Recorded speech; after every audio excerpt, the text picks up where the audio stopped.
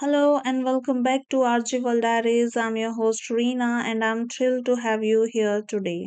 I still remember the first time I sat in a business meeting where everyone was speaking in English. At first, I thought, oh, this is going to be easy. I know enough English to understand. But as soon as the manager started talking, I realized how wrong I was.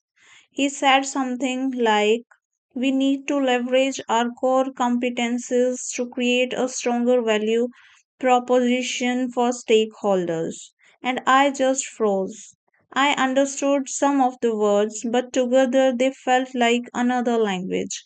I smiled politely, nodded my head, but inside I was thinking, what on earth does that even mean? That moment was a turning point for me. I realized that basic English wasn't enough. If I wanted to really grow in the professional world, I needed advanced business vocabulary, the kind of language that people actually use in boardrooms, email negotiations, and presentations. So I began my journey. The first thing I did was stop treating words like isolated islands. For example, when I learned the word negotiate, I didn't just stop there. I also learned negotiation, negotiable. Suddenly, I could say we need to negotiate the price. The negotiation went well. The terms are negotiable.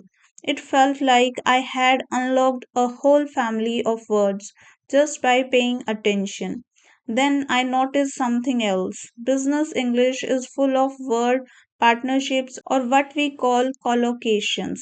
For instance, people don't just say do a meeting, they say hold a meeting. And instead of saying finish before the time, they say meet a deadline. These little details make you sound natural, almost like a native speaker. One of my favorite discoveries was the word leverage. It sounded so fancy to me at first, but when I learned to use it, it felt powerful. Instead of saying we use technology to help us, I could say we leverage technology to gain a competitive edge. Doesn't that sound more professional?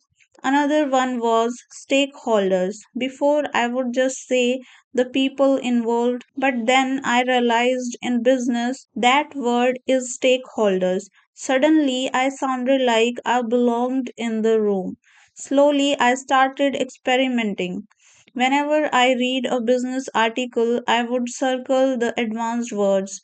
Words like scalability, benchmark, value, proposition, and then instead of just writing them in my notebook, I created mini stories with them, like this one. I read about a small startup last week. They had only 5 employees, but their product was designed with scalability in mind.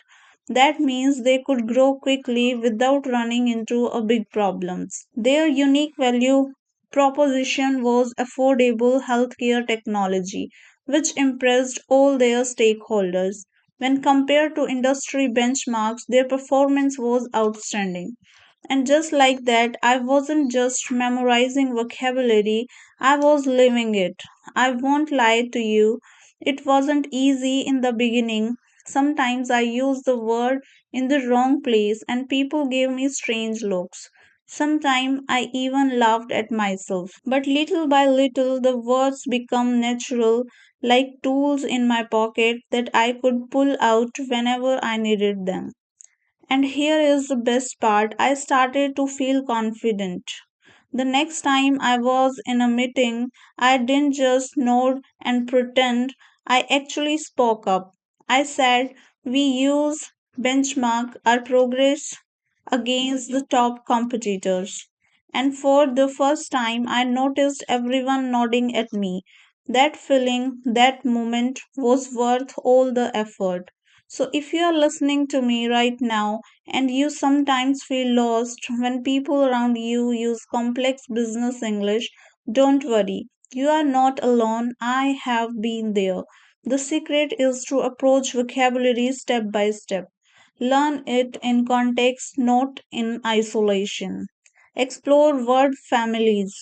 Notice natural collocations and practice by creating your own stories. Trust me, the more you do this, the more natural it will become.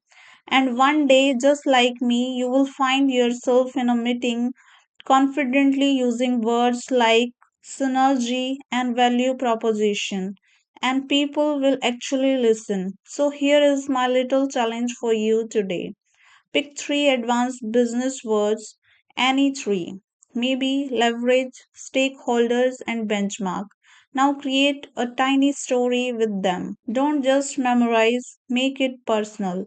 The more you practice like this, the more fluent and professional you will sound. And remember, learning advanced business vocabulary is not about sounding fancy, it's about communicating clearly, confidently, and effectively in the professional world. That's all for today's episode. Thank you so much for joining me, and until next time, keep practicing, keep learning, and keep growing. Not just in English, but in your career as well.